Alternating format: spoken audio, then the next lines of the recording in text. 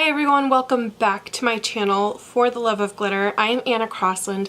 Today I'm going to be reviewing and using and swatching the new It's My Pleasure palette from ColourPop. I have been loving these 9-pan palettes from ColourPop.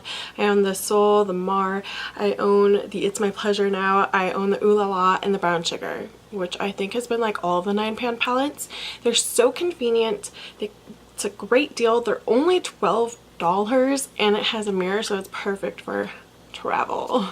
So if they come out with more of these, I'm not gonna complain. I'm absolutely loving it. So this one is like the purple themed palette. I'm going to show you this palette up close and some swatches. Here is the ColourPop It's My Pleasure outer packaging. It is matte with these metallic letters. The actual packaging looks identical to the outer packaging. It is just purple, which matches the theme of this palette.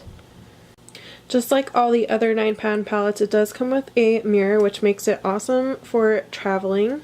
Here are the 9 shades that you get. Some of them are repeats and you can already purchase them as singles.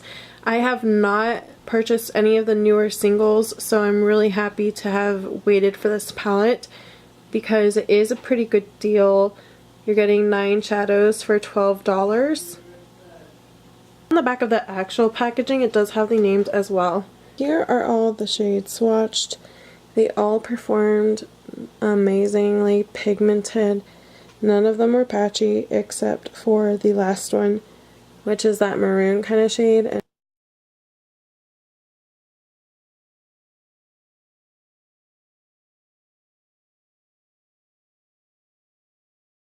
To start this look off, we are going to take this Wet n Wild fluffy brush and I am going to dip it into Pretty Cruel, which is kind of this light brown mauve shade right here. I do not have any primer on, just my foundation. I feel like I should have powdered better on my eyes before I started this, because it is kind of sticking to my foundation underneath. So this color has little tiny flecks of gold in it, but as you kind of blend it out, it kind of disappears. We're going to go into Fan Fiction, which is this shade right here. Really surprised by the pigmentation on these like lavendery shades. Sometimes those lack in pigment, but these are working great.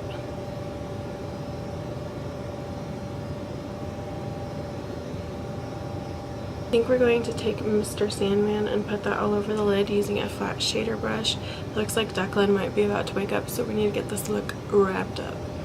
Mr. Sandman, when I swatched it, felt super buttery, so it's going to be really interesting to see how it performs on the eye. I did wet my brush a little bit.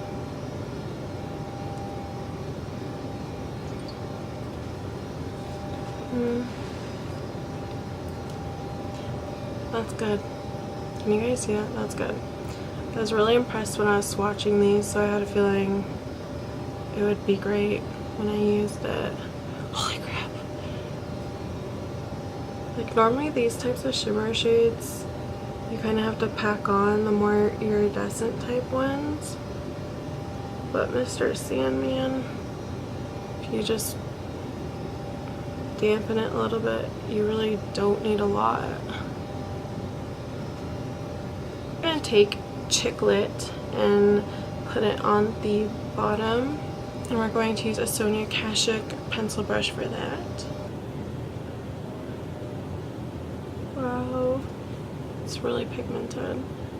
I'm like a little bit scared that it's gonna have fallout. Wow, that's good. Here I'm going to dip into Earth Shine, which is this iridescent shade. Just super pretty. Oh, I have a mirror with my doing. It's so pretty. It is a little bit more like, has a slight bit of an undertone, so it's a little bit darker than I normally would like for like inner corner, but on top of like a highlighter or something. This is definitely more of a topper shade. Let's go ahead and put it on the inner corner too. Yeah, as a topper shade, this is like, wow. Like, do you see how it just intensified Mr. Sandman? Like, I don't know if the camera's picking it up, but it's like super intense now. Everything worked really well. The matte's only stuck because my foundation I have on is so like kind of tacky, but I feel like if I powdered they would have done just fine. But really the reflex in these purples, the finishes are just absolutely stunning. I was so impressed by the formulas when I was swatching these. The only one I had difficulties with was Sleeper because it was a little more patchy, but if you've used other ColourPop shadows you're going to be familiar with this because a lot of their deeper maroon shades do kind of swatch patchy, or they like have that gritty feel to it. But it's not just ColourPop. I have run into high-end brands who also have this problem. I hear that they're just harder to formulate. I 100% recommend this palette if you're interested in it even a little bit. I guess the only reason why I would say maybe you don't want it is if you already bought some of the shades that are in here. I believe there's like 3 or 4 shades that you can buy as singles. I have not bought any of the new singles, but I was super interested in them because there's a lot of very shifty shades and they feel like butter. They are amazing. They're probably some of the best shifty duochrome type of shades I've ever used. Now what I love about this palette is not just its convenience and the packaging. Like, I love all the 9-pan layouts and the $12 price, because let's be real, that's like a drugstore price right there. These are some of the most unique shadows, and I can promise you you're not going to have like a dupe for every single one in your collection already. So this is not only like a cool concept of having like a purple palette, but there's a lot of interesting shades that will be really hard to dupe if you already have some other purples or iridescent purples. Some of these are just, I mean, I'm sure you can find dupes, but these perform so well that, like, I don't know, like, they're some of the best shifty iridescent shades I've ever used. That's basically all I have to say about this, is how much I love it.